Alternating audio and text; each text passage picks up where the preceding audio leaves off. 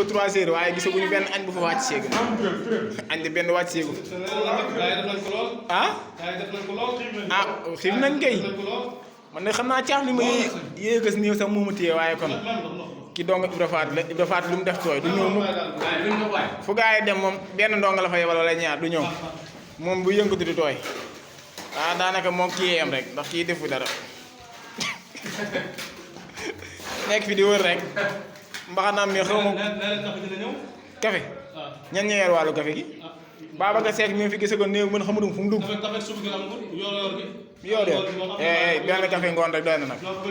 doy na waaye fexeel añi ñëw añi moom café gi moom aña ko gën a faral aña gën a farata añ wër na yàlla na añi wàcc Baye Modou ngoog Baye Modou xaw ma nan Baye Modou nan Baye Modou nan wala suñu Baye Modou Ndiaye kay waaye ban kilo ah fii da ngeen fi dagg bunt ah jéetéet man de programme bi xaw ma doy na waar de ñenn ci mineebar yaa ngi nii mineebar yi ñoo yor wàllum indi suuf seeg jaxas ciment beeg tibb beeg indi ak wàllum ndox mi